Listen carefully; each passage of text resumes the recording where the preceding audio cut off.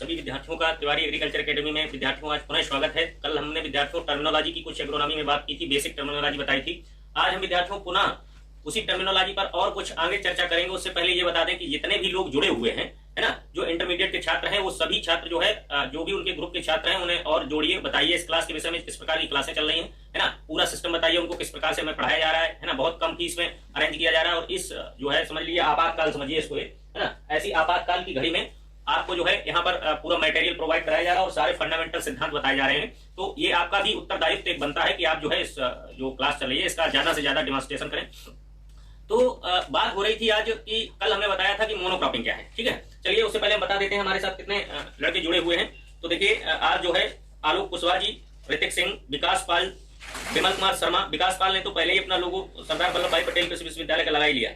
विमल कुमार शर्मा, सालू यादव, नितेश कुमार, शिबू अंसारी, अभय त्रिपाठी, निकल, शिवम यादव, हर्ष शर्मा, अंकित साहू, रोहित कुमार, सत्यम शुक्ला, अवनीश मौर्य, रितेश तिवारी, अभिनव मिश्रा, हरिओम, विकास पटेल, शिवम तिवारी, महेंद्र निषाद, शिवम पांडे, संदीप कुमार, अमन मिश्रा, राघवेंद्र सिंह, आदित्य सिंह, शुभम कुमार, नवनीत शुक्ला, अनस सिद्दीकी, सौरभ सिंह, राहुल पाल, अद्या, नईम मलिक, नितेश पाल, सौरभ तिवारी, सौरभ कुमार यादव, प्रीति सिंह, पवन वर्मा, सोनू यादव, दिशा गुप्ता, रवि कुमार, सोनूपाल, आलोक प्रकाश, केशव गुप्ता, सूरज कुमार, लकी गोस्वामी, विपिन राजपूत, अमित बघेल, मोहित साहू, महेंद्र नाथ यादव, ठीक है, रोहित शिवनंदन, विश्व मोहन शुक्ला, अर्जुन कुमार, नमन जैन, सोनाली कुमारी, शैलेश कुमार, कृष्णा कुमार, प्रशांत गंगवार, मनीष राठौर, शिवम, है ना, और इसके साथ साथ जो है हमारे केशव गुप्ता, रोहित, शिवम तिवारी, है ना,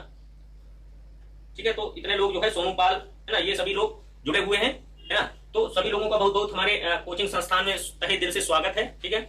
तो कल विद्यार्थियों बात हमारी चल रही थी मोनोक्रॉपिंग की। तो हमने बताया था कि मोनोक्रॉपिंग का मतलब है एक निश्चित फील्ड में एक ही फसल लेना, मोनोक्रॉपिंग कहलाती है। और एक ही फील्ड में बार बार एक वर्ष में उसी फसल को उगाना मोनोकल्चर कहलाता है। जैसे नॉर्थन ईस्टर्न इंडिया है, जो पूर्वोत्तर भारत है, उसमें कई राज्य ऐसे हैं जहां पर एक ही फसल बार बार बोई जाती है, धान धान धान ही बोई जाती है। तो this is a culture, this is क्या है, कल्चर है, एक संस्कृति है, यानी कि ये उनकी एक संस्कृति है, पद्धति है कि हम धान धान ही बोएंगे। तो ये हो गया मोनोकल्चर का पॉइंट, ठीक है। और मोनोक्रॉपिंग का मतलब होता है कि एक वर्ष में एक ही फसल लेना, एक वर्ष में एक फील्ड में एक ही फसल लेना, दिस इज मोनोक्रॉपिंग, ठीक है। और मोनोकल्चर का मतलब हो गया एक वर्ष में एक खेत में एक ही फसल लेना, लेकिन उसका टाइमिंग बहुत ज्यादा, मतलब बार बार एक ही फसल लेना, धान धान धान, जैसे तीनों सीजनों में धान बोई जाए, है ना। कुछ क्षेत्र ऐसे हैं इंडिया में जहां पर धान के अलावा कुछ और हम कर भी नहीं सकते हैं, या उनका ट्रेड ही है, ऐसी परंपरा रही है वहां की, है ना। तो वो उस प्रकार की जैसे झूम कल्टीवेशन होती है पूर्वोत्तर इंडिया में, उसी तरीके से।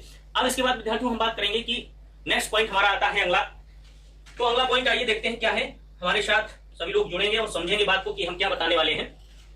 मोनोक्रॉपिंग था, मोनोक्रॉपिंग के बाद अगला हमारा जो होगा टॉपिक, उसमें शायद है मल्टीपल क्रॉपिंग, ठीक है। तो विद्यार्थियों मल्टीपल क्रॉपिंग के विषय में हम आपको बता देते हैं। देखिए आ भी गया है मल्टी क्रॉपिंग, मल्टीपल इसको कहेंगे मल्टीपल क्रॉपिंग, है ना। मल्टीपल, मल्टी लिखा हुआ है, टीएलई और लगा देंगे, मल्टीपल क्रॉपिंग यानी कि बहु फसलें। अब देखिए इनकी आवश्यकता क्यों पड़ी ना, मल्टीपल की, बहु फसली। देखिए जैसा कि नाम से ही जाहिर हो रहा है कि बहु फसली, मल्टीपल क्रॉपिंग, एक ही फील्ड में एक से ज्यादा फसलें उगाना एक ही समय में। जैसे एक हमारा ये फील्ड है, खेत है ना, और इसमें एक से ज्यादा फसलें उगाना, एक से ज्यादा, लेकिन एक ही समय में। ये भी एक फाउंडेशन है, एक ही समय में। तो देखिए एक ही समय में, एक से ज्यादा एक ही समय में। तो अब जब एक से ज्यादा एक ही समय में उगाएंगे तो क्या करना पड़ेगा, हमें हेरा फेरी करनी पड़ेगी। हेरा फेरी का मतलब कुछ क्रॉपों की लाइन अलग होगी और कुछ क्रॉपों की लाइन अलग होगी। इस तरीके से हम इसको बोल सकते हैं, जैसे एक लाइन धान की है, एक गन्ना की है, एक गेहूं की है, इस प्रकार एग्जांपल दे रहे हैं, है ना। जैसे गेहूं की लाइन है, फिर उसके बाद अरहर की लाइन है, इस तरीके से, या उर्द की लाइन है ना, या ज्वार अरहर उर्द, है ना, इसको तो बोल सकते हैं ज्वार अरहर उर्द। इस तरीके से जो लाइनें इसमें अलग अलग बोई जाएंगी। तो देखिए एक निश्चित अनुपात में अगर लाइनें निश्चित अनुपात में लाइनें बोई जाएंगी तो वो इंटरक्रॉपिंग होगी, क्योंकि इसमें हमने सिद्धांत का जो है वो बाउंडेशन रखा है कि एक सिद्धांत है कि निश्चित अंतर है, ठीक है, निश्चित है, अनुपात निश्चित है, अंतर निश्चित है। लेकिन यदि हम इसी प्रकार से अगर अंतर को निश्चित नहीं रखते हैं और लाइनों को भी निश्चित नहीं रखते हैं, हमने लिया मुट्ठी में, दोनों को मिलाया घर में और फेंक दिया खेत में, दिस इज मिक्स्ड क्रॉपिंग, है ना। ये क्या हो गया, मिश्रित हो गई। अब इसमें हमने कोई लाइन किसी की पकड़ा नहीं है कि गेहूं किस लाइन में है और अरहर किस लाइन में है, ज्वार किस लाइन में, कोई पता नहीं, हमने लिया और फेंक दिया, दिस इज मिक्स्ड क्रॉपिंग। तो यानी कि हम कह सकते हैं मल्टीपल क्रॉपिंग का मतलब एक ही फील्ड में जो है बहुत सारी, एक से अधिक फसलें जो है एक साथ बोना, एक ही समय में बोना, मल्टीपल क्रॉपिंग कहलाती है। यही इसमें लिखा होगा, एक निश्चित खेत में लिखा है, देखिए 2 या 2 से अधिक, है ना, फसलें बोना ही बहु फसलें कहलाता है। ठीक है, वही हमने आपको समझा दिया कि एक ही खेत में एक से ज्यादा फसलें बोना, या एक से ज्यादा जब बोएंगे, एक तो वैसे सामान बोते ही होते हैं, जब 2 बोएंगे, 3 बोएंगे, 4 बोएंगे, तो वही तो जो मल्टीपल क्रॉपिंग होगी, यानी कि बहुफसली होगी। ठीक है, अब इसमें भी देखिए पॉइंट आएंगे, कोई कहेगा कि इंटर क्रॉपिंग क्या है, कोई कहेगा आपसे मिक्स्ड क्रॉपिंग क्या है। तो आइए हम आगे बता देते हैं इंटर क्रॉपिंग क्या है और मिक्स्ड क्रॉपिंग क्या है।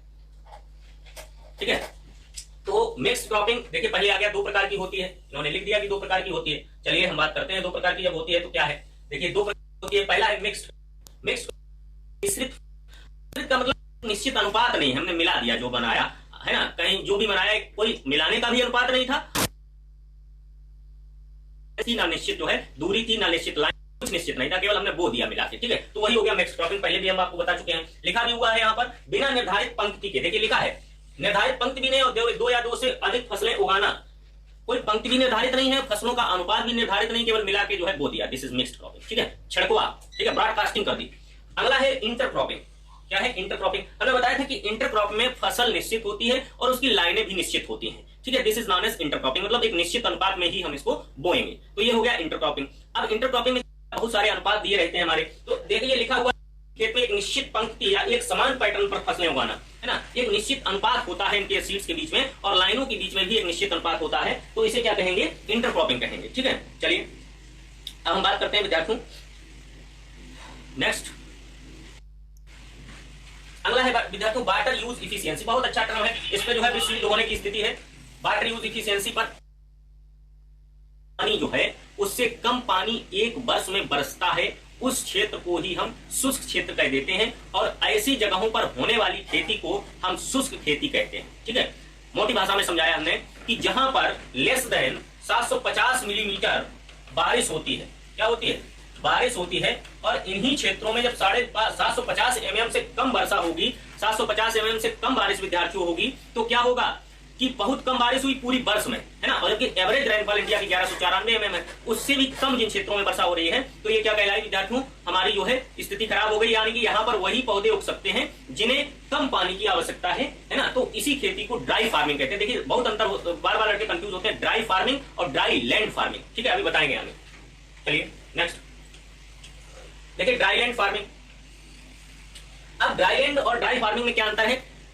ड्राई लैंड फार्मिंग जो होती है इसमें वर्षा 750 से 1150 मिलीमीटर तक होती है। ठीक है, 750 से 1150 मिलीमीटर ये हो रही है। देखिए 750 से 1150, तो ये ड्राई लैंड फार्मिंग है। वो क्या थी? ड्राई फार्मिंग थी, यानी कि 750 mm से कम वर्षा तो शुष्क खेती, और ये जो है शुष्क जमीनी खेती है, ड्राई लैंड फार्मिंग है। अगर हम रेन फीड फार्मिंग कहते हैं, देखिए रेन फीड, फीड का मतलब आश्रित, रेन का मतलब वर्षा पे, जिन क्षेत्रों में 1150 से ज्यादा वर्षा हो जाती है तो वहां का किसान ज्यादातर जो है वर्षा पर ही आधारित है, और वो वर्षा के अनुसार ही अपनी क्रॉपिंग का पैटर्न बना लेता है फसल बोने का, तो दिस इज नॉन एज जो है इसे कहेंगे हम रेन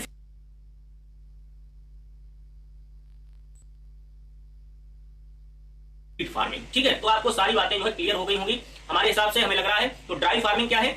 750 mm से कम वर्षा, this is known as dry farming. Dry land farming का मतलब 750 से 1150 mm तक वर्षा होती है, this is dry land farming. और जब वर्षा हमारी 1150 mm से अधिक हो जाती है, this is known as rain fed farming, यानी कि वर्षा आधारित कृषि, है ना। और वर्षा आधारित कृषि उसमें तो करेंगे नहीं जहां पर वर्षा ही नहीं हो रही है, वर्षा आधारित कृषि वहीं करेंगे जहां पर वर्षा हमारी सफिशिएंट होगी, तो वर्षा के अनुसार ही किसान जो है वो अपना क्रॉपिंग का पैटर्न बना लेगा। ठीक है, ओके, चलिए नेक्स्ट आगे बढ़ते हैं।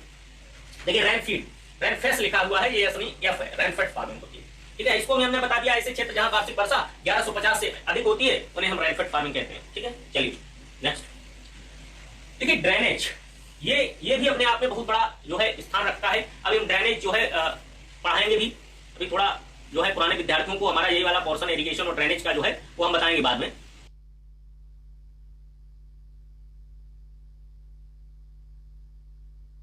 नए वालों को भी बताएंगे, एक ही साथ में दोनों लोगों को बता देंगे नहीं तो ड्रेनेज का मतलब है कि पानी जो, देखिए ऐसा भी होता है कि कुछ फसलें ऐसी भी हैं जिनको पानी चाहिए, लेकिन इतना भी नहीं चाहिए कि आप जो है भर दें उसे। जैसे भोजन होता है, तुमने 1 रोटी खाई, 2 खाई, 3 खाई, 3 के बाद ज्यादा 4, 6 खा लोगे, 4 की क्षमता है, 6 खा लोगे तो नुकसान करेगी कि फायदा करेगी?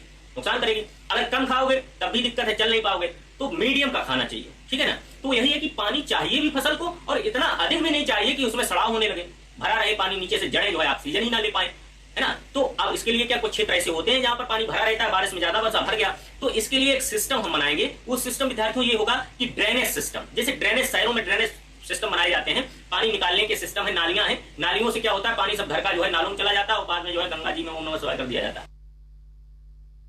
लेकिन खेतों का पानी जो है, अब इसके लिए तो गांव में तो शहर में तो हमने बना लिया अपना घर का नाली में पानी डाल दिया, तो ऐसे ही खेतों का भी तो ड्रेनेज सिस्टम होना चाहिए। तो खेतों के ड्रेनेज के लिए दो विधियां हैं, एक तो सरफेस मेथड, ऐसे बह के निकल जाए, कुछ लोग ऐसे होते हैं कभी कभी ऐसे हल्का फुल्का पानी भरा तो बहा के निकल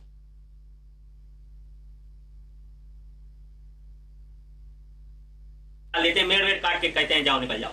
अगर कुछ ऐसे भी खेत हैं जिनमें मेड़ काटने पे भी नहीं निकलेगा, वो कहेगा नहीं हम जाएंगे नहीं क्योंकि नीचे ही है बिल्कुल, तो उसको जो है नीचे वाली लेयर से भूमि की आंतरिक परत से, देखिए अधो सतह से लिखा हुआ है, अधो सतह से, कहां से, अधो सतह से जो है हम क्या करेंगे, अधो सतह से यानी कि निचली सतह से क्या करेंगे, इसको निचली सतह से पानी लगाए निकालेंगे। एक तो सतह से पानी निकालेंगे और दूसरा जो है वो निचली सतह से पानी निकालेंगे, तो इसे कह देंगे सतह और इसे कह देंगे अधो सतह। जब कुछ क्षेत्र ऐसे होते हैं, कुछ जमीनें ऐसी होती हैं जहां पर ऊंचाई है नहीं, मेड़ काटने से भी पानी नहीं निकलता है, तो वहां नीचे ड्रेनेज सिस्टम बनाया जाता है। अब कहोगे सर ड्रेनेज सिस्टम अगर हम बना देंगे तो ट्रैक्टर चलाएंगे टूट नहीं जाएगा, इतना वजनीला होता है, ये भी बात सही है तुम्हारी, पूछना चाहिए था आपको प्रश्न ये वाला, है ना, किसी ने पूछा हमें लग रहा, क्यों भाई ये प्रश्न तो आपको पूछना चाहिए था कि हम ड्रेनेज सिस्टम आप कहने से नाली बना देंगे और नाली बाद में टूट जाएगी, फिर क्या होगा, क्यों भाई, तब फिर तो समस्या खड़ी हो जाएगी ना। ऐसे नहीं समस्या, ऐसे सिस्टम नहीं बनाया जाता, बहुत नीचे से विद्यार्थियों बनाया जाता है, छलनियां लगाई जाती हैं खेत में, नाली खोद खोद के बनाया जाता है, पूरे खेत में नहीं, बीच बीच में चारों तरफ, जैसे ये खेत है हमारा, है ना, अधो सतह का, देखिए ये खेत है, ऐसे नाली बना दी, ऐसे नाली खोद दी, ठीक है ना, इसके नीचे हमने जो है एक लाइन बिछा दी, नीचे बहुत नीचे 3-4 फीट नीचे, और उसके बाद उसके ऊपर फिर मिट्टी डाल दी और नीचे जो है ऊपर छलनी लगा दी, लोहे की ऐसी रख दी। अब पानी जो होगा देख लेते हैं किधर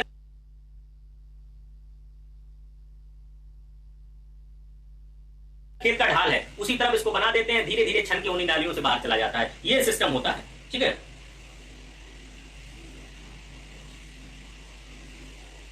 what is dryland farming, what is dryland farming, कौन है ये, गुड्डू वर्मा। अभी हमने बेटा बताया तो है, क्यों भाई गुड्डू वर्मा, हमने बताया तो है ड्राईलैंड फार्मिंग के विषय में, जहां पर खेती जो पानी मीडियम बरसता है ना, न ज्यादा न कम, यानी कि साधारण भी नहीं बरस पाता है, 750 mm से लेकर 1150 mm तक जहां पर पानी बरसता है, this is known as dryland farming, है ना, वहां पर जो खेती की जाती है उसे हम ड्राईलैंड फार्मिंग के नाम से ही जानते हैं, ठीक है गुड्डू वर्मा, कोई दिक्कत हो तो फिर बताइए। चलिए, तो ये जल निकास की व्यवस्था हो गई और अधो सतही तो हम बता ही चुके हैं। चलिए नेक्स्ट आगे देखते हैं।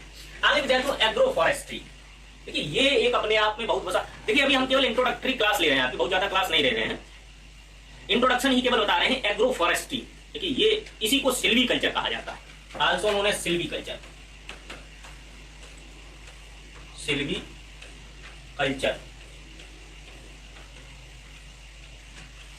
Also known as silviculture, इसी को सिल्वी कल्चर कहते हैं, कुछ लोग कंफ्यूज हो जाते हैं। तो एग्रो फॉरेस्ट्री देखिए बहुत अच्छा विषय है, इसमें क्या होता है कि हमें दो चीजें विद्यार्थियों सीखने को मिलती हैं, एक तो एग्रीकल्चरल क्रॉप्स के विषय में और दूसरा साथ साथ में उसके साथ में हम फॉरेस्ट्री की फसलें भी बो सकते हैं। जैसे कैसे बो सकते हैं, जैसे ये फील्ड है आपका, तो इसमें ये मेड़े हैं, रिज है, क्या है, रिज है, और इन रिज पे क्या है, किनारे किनारे यहाँ पर जो है हमने फॉरेस्ट्री के पौधे लगा दिए कि हमारा खेत भी जो है सुरक्षित रहे, तो सागौन लगा दिया, ठीक है, और बीच में खेती कर रहे हैं, तो यानी कि वनस्पति के पौधे भी लगा दिए और हार्टिकल्चरल क्रॉप्स यहाँ पर हमने देखिए बीच में लगा दी, यहाँ पर अमरूद लगा दो, बीच में क्या लिए जाएगा, क्या तुम्हारा कोई बीच में रास्ते में लग जाएगा। कुछ लोग इसमें होंगे होशियार, कहेंगे सर छेल मारेगा, छाया हो जाएगी तो न्यूट्रिएंट्स खींच लेगा बड़ा पौधा, ये तो है, लेकिन उत्पादन भी तो देगा, ऐसा नहीं है छाया अगर मारेगा तो उत्पादन भी तो दे रहा है ना। बीच में अमरूद लगा दीजिए, यहाँ पर करौंदा लगा दीजिए, इस तरीके से जो है, और यहाँ पर खेती करिए आराम से, तो ये पूरा सिस्टम हो गया एग्रो फॉरेस्ट्री। इसी में लिखा हुआ है कृषि फसलों के साथ साथ में उद्यान की बानकी और झाड़ियों की खेती करना। देखिए झाड़ियों हमने करौंदा बता दिया ना, हो गया, निपट गया, करौंदा बता दिया, हो गया, झाड़ियों की खेती करना।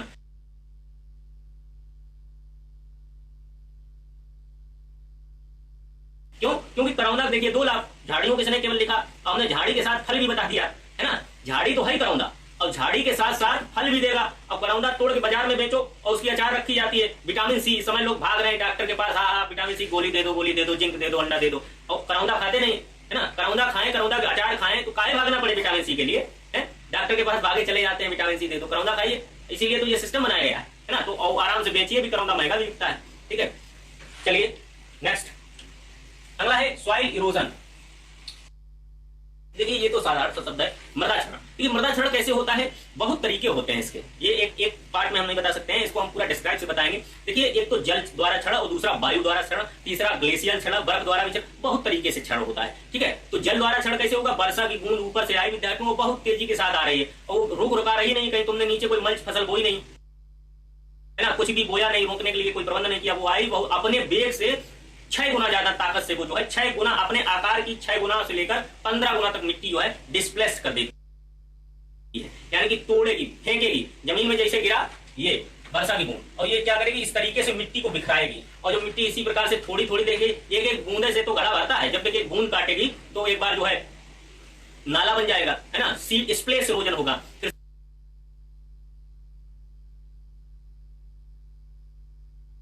सीट इरोजन होगा, फिर गली रेल इरोजन होगा, फिर गली बन जाएगी और गली से गला बन जाएगा, उसके बाद नाला बन जाएगा और नाले से फिर समझ जाओ खत्म हो जाएगा सब, है ना। तो ये धीरे धीरे होता है, पहले स्प्लेस होगा, सीट होगा, रेल होगा, गली होगा, वो सब जो है काम खत्म कर देगा। तो ये इरोजन है। दूसरा इसी में होता है कि वायु क्षरण, है ना, कौन सा, वायु क्षरण। अब वायु क्षरण जो होता है वो भी इरोजन का कारण है, जैसे कि बहुत क्षेत्र ऐसे हैं जहां पर हमने खेत खुला छोड़ दिया, कहा नहीं अब तो हम जो है इसको तपाएंगे, और तपाने में क्या हुआ कि हवाएं चली गर्मी बहुत तेजी से, और जब हवाएं तेजी से चली, खुला खेत है तो उसमें धूल जो है, ठीक है,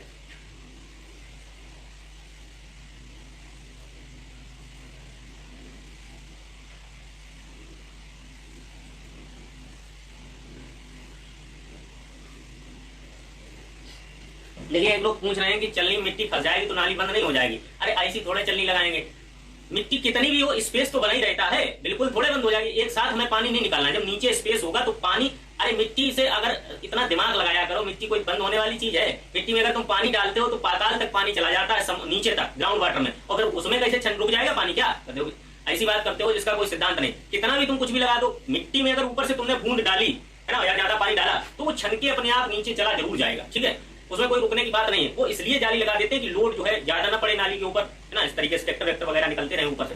तो सॉइल इरोजन। अब दूसरे तरीके से होता है कि हवा द्वारा इरोजन, तो जब तेज हवाएं चलेंगी तो हवा अपने साथ बहा के ले जाती है, मिट्टी को उड़ा लेती है, ठीक है, तो ये भी एक इरोजन हो गया। चलिए नेक्स्ट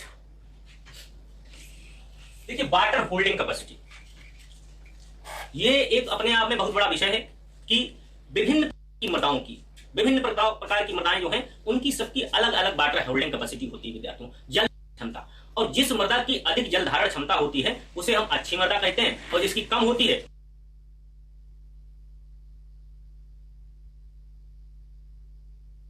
उसे हम खराब कह देते हैं, ठीक है। अब अच्छी खराब बिल्कुल इससे भी हम ऑब्जर्व इसलिए नहीं कर सकते हैं, अब पता चला कोई कह देगा कि चिकनी तो क्या अच्छी हो गई, अल्कलाइन हो गई, पानी भरा रहता, ये बात नहीं है।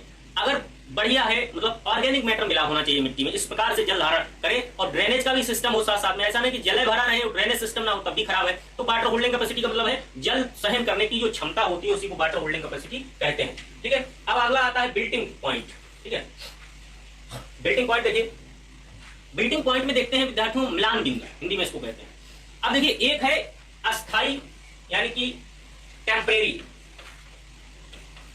और एक है परमानेंट स्थाई। एक है अस्थाई और दूसरा है स्थाई। अस्थाई और स्थाई में अंतर क्या है देखिए हम बताते हैं। अस्थाई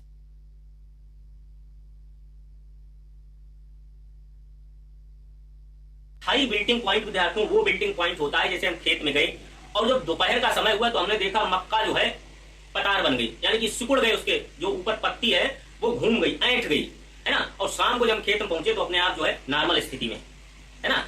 प्रैक्टिकली समझिए, जब हम दोपहर में खेत में गए तो मक्का की पत्ती जो है ऐंठ गई, और जब शाम को गए तो फैल गई। तो हम कहेंगे कि ये कह रही है फसल कि पानी लगाओ भैया, है ना, क्या कह रही है, पानी लगाओ। अगर वो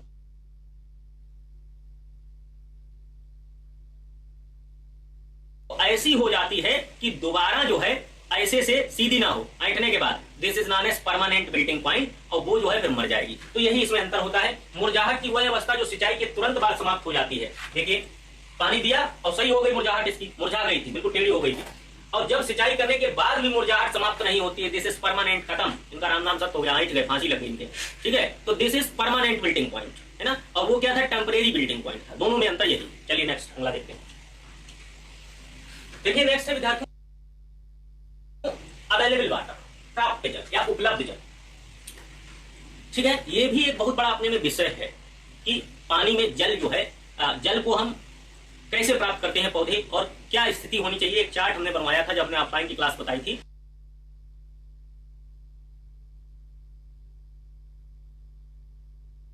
और किसी विद्यार्थी को ज्यादा याद करने की आवश्यकता नहीं पड़ी, चाहे अवेलेबल वाटर हो, कोई भी वाटर हो, बहुत सारे वाटर हमने बताए थे, एक पॉइंट चार्ट बनवा दिया था, उसी में सब समझा दिया था, अपने आप याद हो जाता होगा। जब देख लेते होंगे तो याद हो जाता होगा, और जब नहीं देखते होंगे तो 10 दिन बाद जो है उसे भूल जाते होंगे, फिर देखेंगे फिर याद होगा, फिर भूल जाएंगे। क्योंकि भाई एग्रीकल्चर ऐसा विषय है, अगर आपने एक महीना ना देखा तो आप बराबर हो गए जीरो, अगर आप लगातार देखते रहे तो आप बने रहेंगे हीरो। ठीक है, तो अब देखिए अवेलेबल वाटर ये है, बिल्टिंग कॉफिशिएंट होता है जो मूर्धान गुणांक विद्यार्थियों होता है। अभी हम बताएंगे विस्तार से इसे। बिल्टिंग कॉफिशिएंट और फील्ड कैपेसिटी, क्षेत्र धारिता के बीच का जो पानी होता है ना, यानी कि हम अगर कहें बिल्टिंग कॉफिशिएंट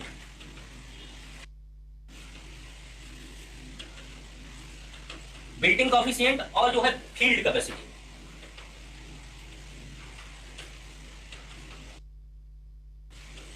क्षेत्र धारिता के बीच ये वाला जो क्षेत्र है, इसी को हम क्या कह देंगे, इसी को हम कह देंगे अवेलेबल वाटर। यानी कि बिल्टिंग कॉफिशिएंट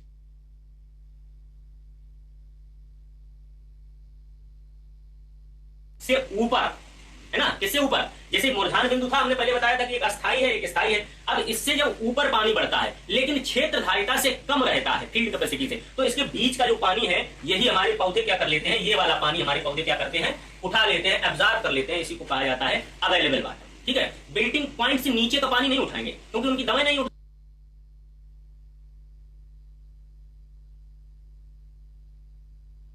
की, क्यों, क्योंकि वो जो है बहुत कम वाटर होता है, बहुत कम उसकी अवेलेबिलिटी होती है। जब बिल्टिंग कॉफिशिएंट से ऊपर, बिल्टिंग पॉइंट से ऊपर पानी बढ़ता है, फील्ड धारिता के बीच वाला जो पानी होता है वो सबसे अच्छा होता है इन्हें उठाने के लिए। जैसे तुम्हें सबसे अच्छा, कभी कभी बहुत लोग होंगे जिनको कोई चीज बहुत अच्छी लगती है बहुत खराब लगती है, उसी तरीके से पौधे का भी है कि इसे जो है बिल्टिंग कॉफिशिएंट और फील्ड कैपेसिटी के बीच का जो टाइम है, इसका पानी उठाने में बहुत मजा आता है। चलिए ठीक है, इसी को अवेलेबल वाटर कहते हैं। नेक्स्ट,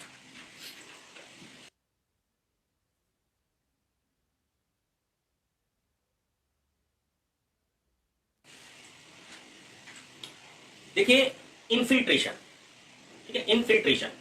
अब पानी को हमने ऊपर से नीचे डाला, ठीक है, जब पानी को ऊपर से नीचे विद्यार्थियों डाला,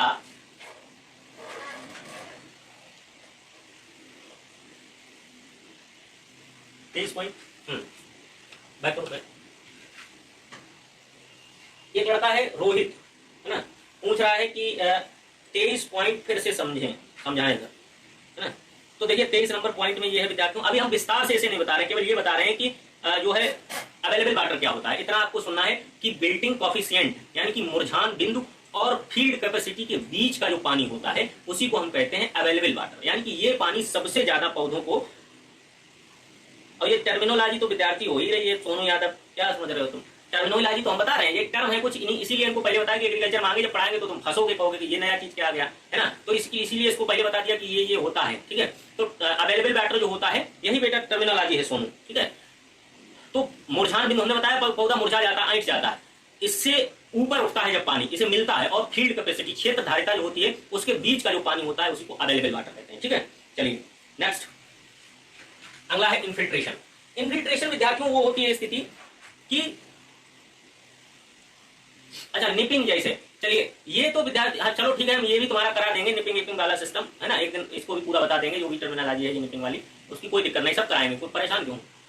तो इनफिल्ट्रेशन का मतलब होता है हमने ऊपर से जो पानी डाला है जमीन में और वो सीधा वर्टिकली नीचे चला जाए, इधर उधर ना मुड़े। देखिए ये जमीन है और यहाँ से बूंद आई, अब ये बूंद सीधी नीचे की तरफ जा रही है, दिस इज अ इनफिल्ट्रेशन। और अगर ये बूंद यहाँ न जाकर के इधर घूम रही है, इधर घूम रही है, तो ये इनफिल्ट्रेशन नहीं होगा, यानी कि सीधी बूंद चली जाए, दिस इज इनफिल्ट्रेशन। अगर इधर उधर हॉरिजॉन्टली जाती है, this is known as seepage. ठीक है, तो ये क्या कहलाएगा, सीपेज कहलाएगा। इनफिल्ट्रेशन का मतलब सीधा नीचे चली जाए, वर्टिकली नीचे चली जाए, ऊर्ध्वाधर नीचे चली जाए, this is known as infiltration. मृदा के अंदर वर्टिकल एंट्री को इनफिल्ट्रेशन कहते हैं। ठीक है, चलिए नेक्स्ट, देखिए सॉइल टेक्सचर, मृदा कड़ापा।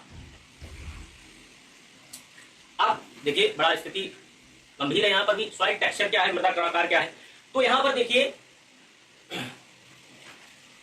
Soil texture can not be changed, पहला पॉइंट समझिए, यानी कि ये भौतिक स्थिति है मृदा की, कणों की अपना एक निश्चित अनुपात है। जैसे क्ले, क्या हो गया क्ले, अब क्ले जो होता है इसका डायमीटर होता है 0.002 mm, अब इसको हम जो है चेंज नहीं कर सकते हैं, है ना। तो यही क्या हो गया, सॉइल का टेक्सचर हो गया।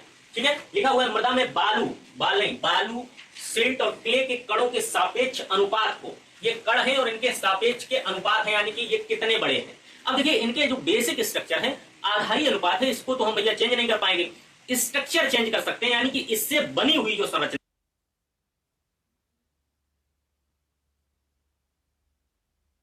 है, टेक्सचर से ही स्ट्रक्चर बनता है सॉइल का, मृदा कड़ाकार से ही मृदा का जो है संरचना बनती है। देखिए मृदा कड़ाकार है और इसी से बनेगी मृदा की संरचना, क्या बनेगी, संरचना। और जब इसी से संरचना बनेगी तो क्या होगा, ठीक है, this is known as structure, इसको क्या कह देंगे, स्ट्रक्चर कह देंगे। तो इसे हम नहीं तोड़ सकते हैं, लेकिन इसे जो है हम चेंज कर सकते हैं, यानी कि मृदा का आकार चेंज नहीं होता है, मृदा की संरचना विद्यार्थियों चेंज हो सकती है। तो इसीलिए कहा जाता है soil texture can not be change but soil texture में भी चेंज। ठीक है, तो ये हो गया सॉइल टेक्सचर। चलिए नेक्स्ट अगला देखते हैं।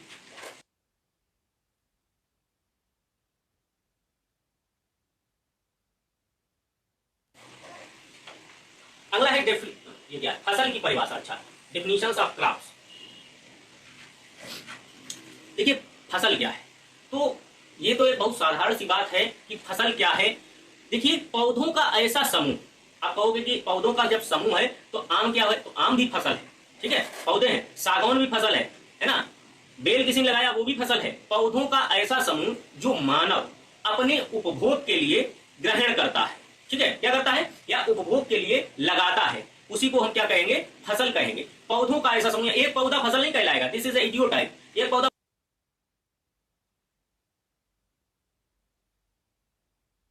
फसल नहीं कहलाएगा, पौधों का समूह होगा, कई सारे पौधे होंगे, और उसे ऐसा नहीं कि मनुष्य अपने यूज के लिए लगा रहा है तब तो है नहीं, जंगल हो जाएगा, है ना।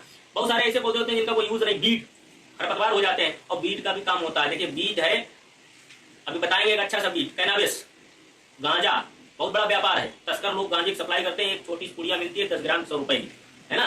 तो गांजा, हमने बताया ना जीवन में हर चीज का अपना एक महत्व है। कभी कभी गांजा भी जो है हीरे के मोल बिकता है, और बिकता है अभी भी। बहुत सारे लोग जो है सिगार वगैरह पीते हैं जो बहुत महंगा बिकता है। तो बीट का भी अपना एक स्थान है। खरपतवार है गांजा, गांजा क्या है, कैनाबिस खरपतवार है, लेकिन वही बात है कि उसका भी जो है नशे के रूप में यूज किया जाता है ना।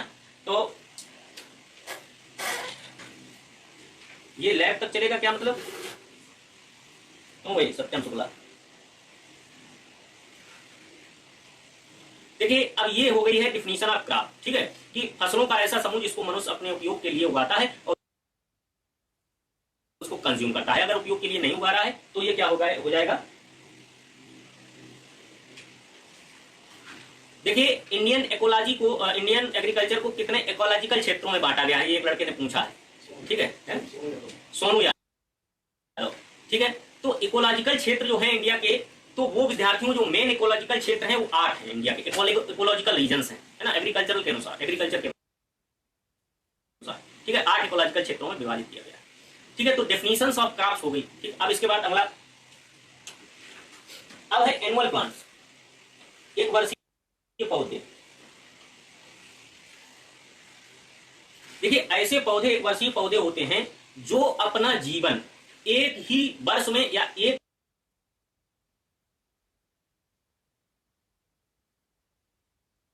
क्रॉपिंग सीजन में कंप्लीट कर लेते हैं, उन्हें एक वर्षीय पौधे कहते हैं। जो पौधे अपना जीवन दूसरी साल में कंप्लीट, जीवन का मतलब समझ रहे हैं कि उसमें फ्लावरिंग हो जाए, उसमें सीड सेट हो जाए, बीज बन जाए। बिना बीज बने हम उसको जो है एक वर्षीय पौधा नहीं कह देंगे। जैसे प्याज है, एक सीजन में बीज नहीं बनता, फिर बीज उसका दूसरे सीजन बनेगा तो इसलिए द्विवर्षीय हो जाता है। और बाइनियल का मतलब जो लगा दिया वो चलता ही रहता है, ठीक है, हर साल उसमें जो है बीज देगा। तो this is known as annual, biennial और पेरेनियल, ठीक है। तो एनुअल पौधा जो होता है एक वर्षीय पौधा होता है। ऐसे पौधे जो अपना जीवन चक्र एक वर्ष में या एक सीजन में पूरा करते हैं, है ना। सीजन की मेन बात होती है, वर्ष की बात नहीं होती है। कि अगर हम प्याज का एग्जांपल लेंगे तो वो 2 सीजनों में चला जाएगा, है ना, वर्ष में नहीं जाएगा, तो उसी को जो है बाइनियल कह दिया जाता है, ठीक है। एनुअल प्लांट्स, अब इसके उदाहरण में देख लीजिए आप, गेहूं, जौ, मक्का, ज्वार, मूंग, सोयाबीन, ये सब लिखे होंगे। बाइनियल में नहीं, बाइनियल में लिखा होगा प्याज है, मूली है, गाजर है ना, ये सब लिखे होंगे। चलिए देखते हैं बाइनियल प्लांट्स, ऐसे पौधे जो अपना जीवन चक्र 2 या 2 से अधिक सीजन में, देखिए आ गया बात, 2 वर्ष या सीजन की बात में होती है, उन्हें द्विवर्षीय कहते हैं। जैसे प्याज है, चुकंदर है, ठीक है, मूली है, गाजर है, ये भी लिख सकते हैं।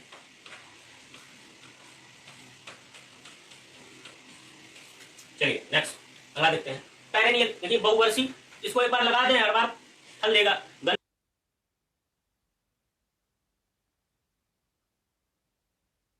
गन्ना हो गया, ठीक है। तो गन्ना क्या करेगा, कपास है ना, ये क्या करेंगे, एक बार लगा दिया हमने गन्ने को, तो उसके अगली साल पेड़ी लेते हैं उसकी, ठीक है, पेड़ी लेते हैं, रैटूनिंग की, जिसको कल हमने बताया था रैटून क्रॉप्स करते हैं। तो ये सब क्या हो गया, पेरेनियल क्रॉप्स हो गया, ठीक है विद्यार्थियों। तो आज आपको जो हमने क्लास पढ़ाई है ना, ये कितनी समझ में आई ये बताइए। सॉइल स्ट्रक्चर, चलिए, A crop is a group of plant that man grow for his own consumption। हाँ ठीक है, अंग्रेज हो, उसमें क्या नया बता दिया, बताओ, वही तो है। चलिए एक पॉइंट हम आपको और बता दे रहे हैं, फिर इसके बाद जो है आज की क्लास जो है समाप्त हो जाएगी। तो लास्ट जो पॉइंट है आज की क्लास का आपका ट्रैप क्रॉप, ये हमने कल बता दिया था लेकिन फिर भी एक बार बता दे रहे हैं। ट्रैप क्रॉप का मतलब है कीट आकर्षक फसलें, ठीक है। जैसे इसका यूज क्यों हुआ, देखिए इसलिए यूज हुआ जैसे हमारी कोई फसल है, मेन फसल है, मुख्य फसल है, और मुख्य फसल में कीड़े ज्यादा लग रहे हैं। क्या हो रहा है, कीड़े हमारे ज्यादा लग रहे हैं। अब हमें ऐसी फसलों में उसमें इंसेक्टिसाइड भी ज्यादा डाल नहीं सकते हैं, क्योंकि बार बार डालेंगे इंसेक्टिसाइड तो फसल को भी नुकसान है और साथ साथ इकोलॉजिकल बैलेंस भी नहीं बना रहेगा। तो इसके लिए हम क्या करें कि उन कीड़ों को फसल तक पहुंचने ही ना दें, ये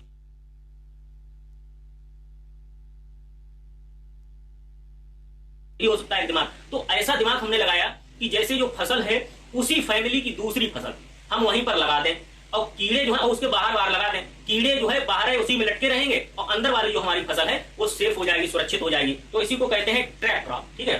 ट्रैप क्रॉप प्रमुख कीट पतंगों और बीमारियों से बचाने के लिए खेत चारों ओर से एक अन्य फसल उगा देते हैं, है ना। वही है, हमने बता दिया है आपको कि चारों तरफ से एक अन्य फसल नहीं होनी, उसी फैमिली चाहिए, क्योंकि इंसेक्ट जो है तभी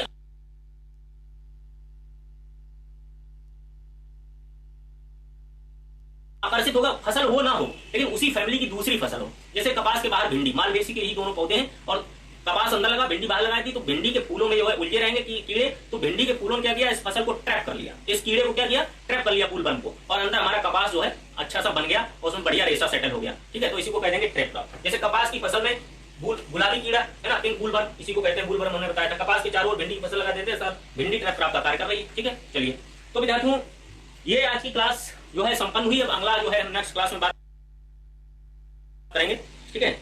और तब तक के लिए आपकी जो है बायो की क्लास शुरू होने वाली है, तो सभी लोग उपस्थित बने रहें ना। बायो वाले सर आ चुके हैं और बायो की क्लास आपकी जो है स्टार्ट होने वाली है 5 मिनट में, ठीक है। चलिए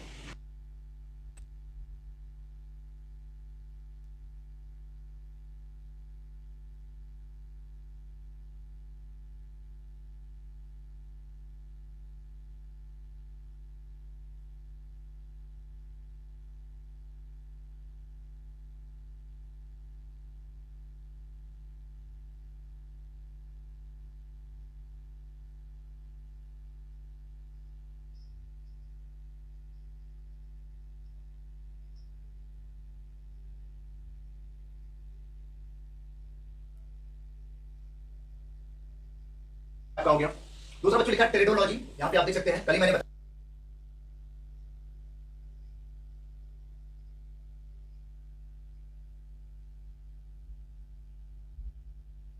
एग्जाम होगा, चाहे मई में हो, चाहे सॉरी चाहे जून में हो, चाहे जुलाई में, चाहे अगस्त में, जब भी कभी होगा बहुत अच्छा एग्जाम आपका होगा। क्योंकि अभी जल्दी 2-3 दिनों के बाद बिल्कुल लगातार एक एक टॉपिक के जितने भी क्वेश्चन बन सकते हैं चैप्टर वाइज, बिल्कुल बहुत विधिवत तरीके से बिल्कुल कराने की कोशिश की जाएगी और 100% उसका रिजल्ट भी मिलेगा आपको। आपको पूरा एक्सप्लेनेशन के साथ बताया भी जाएगा और आपको पता भी होगा कि यूपी में लगभग जो बायो का पेपर जो होता है 50 क्वेश्चन का होता है, 25 जूलॉजी 25 बॉटनी। बहुत सिंपल है, बहुत कठिन नहीं है, बिल्कुल पेपर बहुत आसान आएगा और आपको दोनों लैंग्वेज से भी बताया जाएगा, इंग्लिश और हिंदी दोनों मीडियम होगा उसमें। और सबसे खास बात इस बार जो पढ़ाया गया, स्पेशली जो ऑफलाइन मोड में जो भी चीजें पढ़ाई गई है उसमें अगर बहुत ध्यान से देखा जाए तो उसमें आपकी जो स्टेट बोर्ड की जो बुक्स होती हैं उसको लेकर के प्लस जो एनसीईआरटी का जो मेजर पॉइंट है उसको इंक्लूड किया गया है आपके सिलेबस में। सिलेबस मतलब क्या, सिलेबस को तो किसी को पता नहीं होता, लेकिन ये मान के चला जाता है कि एनसीईआरटी से क्वेश्चन पिछली बार 2020 में आया, तो इस बार भी हो सकता है कि कम से कम 30 से 35% क्वेश्चन एनसीईआरटी से भी आ जाए। तो जितने भी क्वेश्चन हम कराएंगे सारे के सारे एनसीईआरटी से रिलेटेड होंगे, प्लस आपके यूपी बोर्ड की जो आपका जो बेस बुक है उससे भी होगा, ठीक है भाई। तो बिल्कुल आप धुआंधार बने रहिए, कोई दिक्कत नहीं है, आपको जितना एफिशिएंसी उतनी एफिशिएंसी पढ़ाया जाएगा, ठीक है भाई। चलिए आज क्लास में स्टार्ट करते हैं और देखते हैं। यहाँ पे कल हम लोगों ने लगभग 50 क्वेश्चन तक वनस्पति विज्ञान की शाखाओं के बारे में जान लिया था। किसी प्रकार का कोई डाउट नहीं, जितना हम बता दे रहे हैं यहाँ पे शाखाओं के बारे में अगर आप उतना कर लेंगे तो उससे बाहर क्वेश्चन नहीं आएगा, ठीक है भाई। आपको कोई भी डाउट हो तो आप लास्ट में क्लास खत्म होने के बाद आप कमेंट करें, क्लास खत्म होने के बाद, ठीक है। बीच में अगर आप कमेंट करेंगे तो थोड़ी सी दिक्कत हो जाती है, आप क्लास खत्म हो उसके बाद आप कमेंट करिए, आपको सारे क्वेश्चन का आंसर मिलेगा।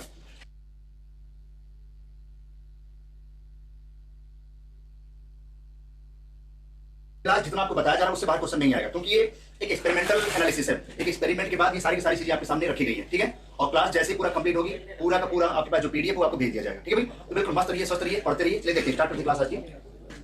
बच्चों आज हम लोग यहाँ पे पहुंचे हैं, यहाँ पे पहुंचे, आप यहाँ पे देख सकते हैं, लिखा भाई ठीक है, फाइटो जियोग्राफी यहाँ पे देख लें, यहाँ लिखा है भाई फाइटो जियोग्राफी। तो आप यहाँ पे थोड़ा सा देख लें क्या है भाई, चलिए भाई देखते जरा फाइटो जियोग्राफी में, ठीक है भाई, यहाँ लिखा है फाइटो जियोग्राफी, ठीक है, पौधों के वितरण उनके कारणों का अध्ययन। यहाँ पे पहला पॉइंट लिखा है पौधे के वितरण एवं उनके कारणों का अध्ययन, मतलब पौधों का जो डिस्ट्रीब्यूशन है, मतलब पूरे बायोस्फीयर में जो पौधों का जो डिस्ट्रीब्यूशन, जिस तरह से उनका बिखराव है, जिस प्रकार से उनका वितरण किया गया है पूरे एटमॉस्फेयर में, पूरे अर्थ पर, उसी को बोलेंगे फाइटो जियोग्राफी। आपको पता होना चाहिए फाइटो मतलब होता है प्लांट, मतलब अगर मैं इसको थोड़ा सा इंग्लिश में लिखूं तो आपको समझ में आ जाएगा, ऐसे लिखेंगे फाइटो का मतलब हो गया प्लांट, और जियोग्राफी का मतलब हो गया बच्चों भौगोलिक स्थिति।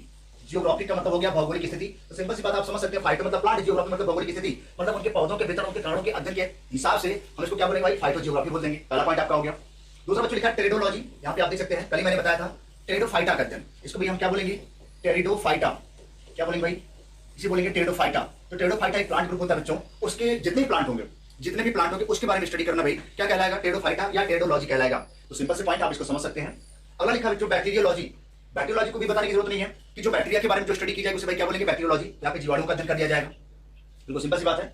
अगला पॉइंट बच्चों लिखा है ब्रायोलॉजी। ब्रायोलॉजी भी मैंने कल बताया था कि ब्रायोफाइटा का अध्ययन, जो ब्रायोफाइटा जो प्लांट ग्रुप होता है उसके बारे में डिटेल से स्टडी करना भाई क्या कहलाएगा, ब्रायोलॉजी। तो यहाँ पे मैं लिख सकता हूँ कि ब्रायोफाइटा के बारे में, जो ब्रायोफाइट्स होते हैं, जो ब्रायोफाइटा होते हैं बच्चों, उनके बारे में जो हम डिटेल स्टडी करते हैं उन्हीं को भाई क्या बोलेंगे, ब्रायोलॉजी। तो ब्रायोफाइटा ब्रायोलॉजी। सबसे बड़ी बात आपको केवल ये जानना है कि ब्रायोफाइटा के एग्जांपल क्या है, एल्गी के या शैवाल के एग्जांपल क्या है, टेरिडोफाइटा क्या एग्जांपल है, जिम्नोस्पर्म के क्या एग्जांपल है, एंजियोस्पर्म के क्या एग्जांपल। ये मोटे मोटे पॉइंट आपको बिल्कुल रटे होने चाहिए कि क्या एग्जांपल इसके हैं, किस चैप्टर के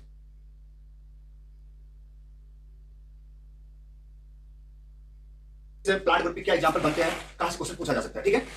फिलहाल जैसे जैसे चैप्टर चलता चला जाएगा, टॉपिक आता चला जाएगा, एक एक चीज बिल्कुल आपको विधिवत बताते चलेंगे, कोई परेशानी की जरूरत नहीं, ठीक है। चलिए अगला लिखा है कैसिडियोलॉजी। यहाँ पे क्या है, कैसिडियो, इसको मैं लिखूं थोड़ा सा तो ऐसे लिख सकता हूं, कैसिडियोलॉजी, सिंपल सी बात है, कैसिडियोलॉजी ऐसे लिखेंगे इसे, कैसिडियोलॉजी। यहाँ लिखा है पादप में रोगजन्य गांठों, पादप कैंसर का अध्ययन। मतलब आपने देखा बहुत सारे प्लांट कभी कभी बिना समय के ही सूख करके बिल्कुल खत्म हो जाते हैं, तो कहीं ना कहीं उनके अंदर किसी न किसी एलिमेंट का, किसी न किसी चीज का कोई ना कोई कमी होती होगी, कोई ना कोई चीज, किसी भी चीज की डिफिशियंसी होती होगी।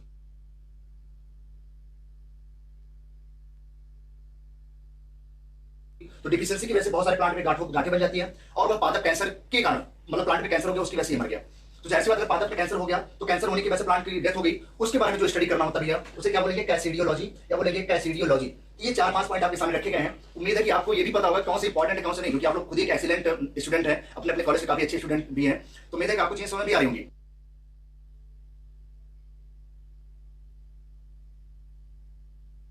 ठीक है। आप बिल्कुल अपना 100% दीजिए और बिल्कुल यूपी कैटेगरी में टॉप रैंक लाइए, मतलब अंडर 1 to 10 जितने बच्चे बिल्कुल पढ़ाए धुआंधार तरीके से पढ़ाई करिए और आपकी रैंक बिल्कुल बहुत अच्छी आ रही है। देखो बच्चों सिलेक्शन तो 3000 रैंक तक भी होता है, सिलेक्शन 3000 रैंक तक भी होता है, उससे मतलब नहीं हमें 3000 रैंक का इंतजार नहीं करना है, हमें जो करना है वो अंडर 50, मतलब आपकी हर एक फोटो बिल्कुल हर एक कवर पेज पे छपनी चाहिए, हर एक दैनिक जागरण हिंदुस्तान जितने पेपर है पूरे इंडिया में, यूपी में जो जहां जहां सेपरेटेड जहां पर डिस्ट्रीब्यूट किए थे,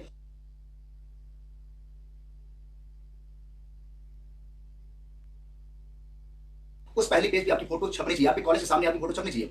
यूपी का हर एक बंदा आपको जानेंगे, तब जानेगा जब आप यूपी कैडेट में बिल्कुल टॉप रैंक मारोगे, ठीक है भाई। उम्मीद है कि आप एक एक्सीलेंट स्टूडेंट हैं। वही बच्चे यहाँ पे इसमें जुड़े हैं, वही बच्चे जिनको बिल्कुल लगता है कि हमें फ्यूचर में कुछ करना है। कोरोना तो एक समस्या तो है ही, एक पैंडेमिक समस्या है ही है, बट उसको दूर करना है। उसकी वजह से हम अपनी लाइफ को बर्बाद नहीं कर सकते। हम घर में रहिए, सुरक्षित रहिए और अपनी पढ़ाई जारी रखिए। घर पे अगर इस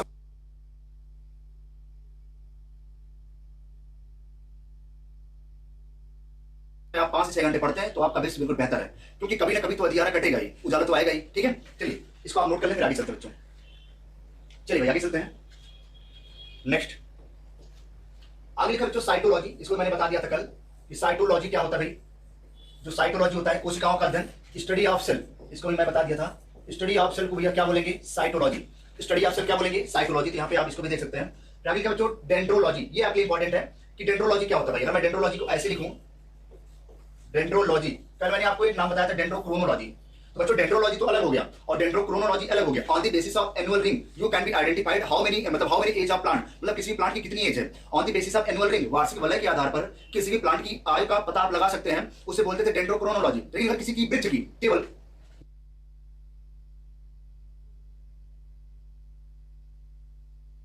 लिखा है वृक्षों एवं झाड़ियों का अध्ययन, अगर केवल आप वृक्ष का अध्ययन करें या उससे रिलेटेड तमाम सारी झाड़ियों का अध्ययन करें, उसे बोलेंगे डेंड्रोलॉजी। तो डेंड्रोक्रोनोलॉजी और डेंड्रोलॉजी में बच्चों बहुत अंतर है। ये डेंड्रोलॉजी है और कल हम लोगों ने जो पढ़ा था वो डेंड्रोक्रोनोलॉजी पढ़ा था। तो बच्चों जरूर याद कर लें कि डेंड्रोलॉजी और डेंड्रोक्रोनोलॉजी बिल्कुल अलग है। Only on the basis of age of plant, यहाँ केवल प्लांट की या study of plant, only the study of plant we can be identify only dendrology.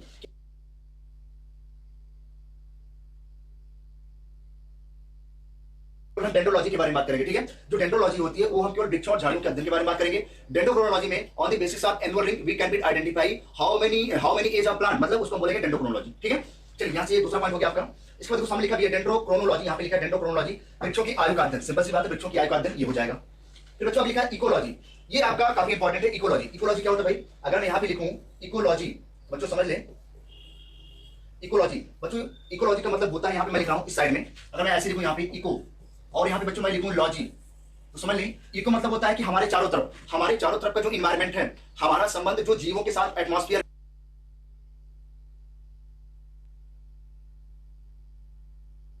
में है, वातावरण में है, हमारा संबंध जो वातावरण में जीवों के साथ वो कोई भी हो उसका जो स्टडी करना, लॉजी मतलब होता है स्टडी, उसका अध्ययन करना भी इकोलॉजी कहलाता है। यहाँ पे लिखा है इकोलॉजी, पौधों का वातावरण से संबंध का अध्ययन क्या कहलाएगा, इकोलॉजी कहलाएगा। क्या कहलाएगा भाई, इकोलॉजी। और आपको पता है भाई कि फादर ऑफ इकोलॉजी कौन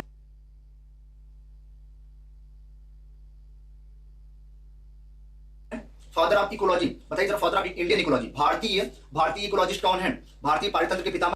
आप जरा कमेंट करके हमें जरूर बताइएगा, जो बच्चे बिल्कुल उनको लगता है कि अपने कॉलेज के बिल्कुल टॉपर है, तो एक बार कमेंट करके जरूर बताएं who is the father of Indian ecology, who is the father of Indian ecology. चलिए भाई अगर जो लिखा है इकोनॉमिक बॉटनी, यहाँ पे देख लें इकोनॉमिक बॉटनी, इसका मतलब मैंने बताया था कि आर्थिक महत्व के पौधों का अध्ययन, जो हमें आर्थिक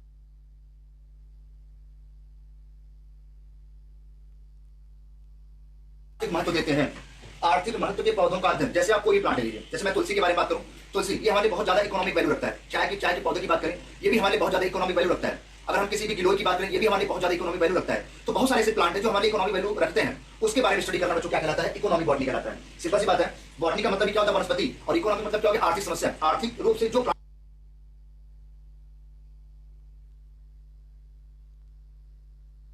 हमें फायदा देंगे उसे बोलेंगे इकोनॉमिक बॉटनी, उसे तो बोलेंगे इकोनॉमिक बॉटनी। यहाँ पे आर्थिक महत्व के पौधों का अध्ययन भैया इकोनॉमिक बॉटनी के अंदर किया जाता है। बिल्कुल सिंपल सी बात है, ये सारे के सारे पॉइंट बिल्कुल आसान है, अगर 2 से 3 बार आप पढ़ेंगे तो बहुत ही बढ़िया बिल्कुल रिजल्ट आपका आने वाला है। ठीक है भाई, चलिए उम्मीद है समझ में आ रहा होगा आप लोगों को। चलिए भाई इसको आप नोट कर लें। नेक्स्ट चलते बच्चों, नेक्स्ट लिखा है एम्ब्रियोलॉजी, यहाँ देख लें एम्ब्रायोलॉजी, ये भी आपको कल मैंने बताया था, युग्मकों के निर्माण, निषेचन और भ्रूण के परिवर्धन का अध्ययन, ये भी मैंने आपको कल बताया था, तो एम्ब्रियोलॉजी हो गया। उसके बाद लिखा है जो इथनोबॉटनी, ये आपको समझ के चला, इथनोबॉटनी ये भी मैंने कल आपको बताया था, आदिवासियों द्वारा पादपों के उपयोग का अध्ययन, आदिवासियों के द्वारा पादपों के उपयोग का अध्ययन क्या कहलाएगा भाई, ये कहलाएगा इथनोबॉटनी कहलाता है, इथनोबॉटनी कहलाता है। फिर आगे लिखा इवोल्यूशन, इवोल्यूशन ये पॉइंट आपके लिए इंपॉर्टेंट है, इवोल्यूशन यहाँ लिखा है इवोल्यूशन, इसका मतलब क्या हो गया, सजीवों के विकास का प्रक्रम का अध्ययन। मतलब आपको पता है कि आज के हजारों साल पहले बहुत सारे जीव बहुत ही अलग अलग टाइप के स्ट्रक्चर में थे। मतलब लोग कहते हैं कि हमारा जो पूर्वज था वो बंदर था, ऐसा लोग मानते हैं। मतलब अगर कभी आप सोच के देखिए कि उस समय लोग कैसे थे, अगर कभी आप यूट्यूब पे सर्च करेंगे कि पहले के जो मानव थे वो कैसे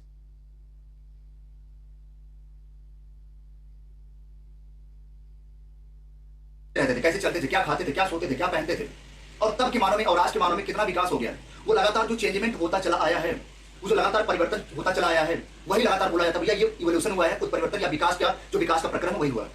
वो जो चेंजमेंट हुआ है, पहले का आदमी बिल्कुल कैसे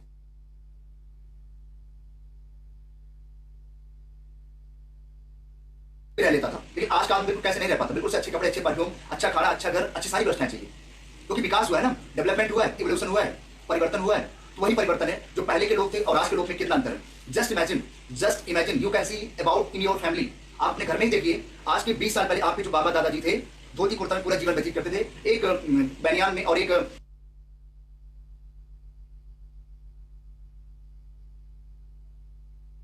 बिल्कुल पैजामे में अपनी जिंदगी व्यतीत करते थे। ये सोच देखिए आज का जो युवा है उसे कुर्ती धोती और कुर्ता नहीं चाहिए, उसे बिल्कुल जीन्स, अच्छे अच्छे मॉडर्न टाइप के टी शर्ट, कपड़े, न्यू यंग मैन, परफ्यूम बढ़िया वाला। पहले के लोग बिल्कुल मिट्टी, तालाब की मिट्टी से नहाते थे, आज का बिल्कुल से सेवलॉन चाहिए। कोई अगर नया ऐड टीवी पे आ जाता तो वो भी हमें चाहिए। मतलब नए टाइप का विकास है, नए टाइप का इवोल्यूशन है। मतलब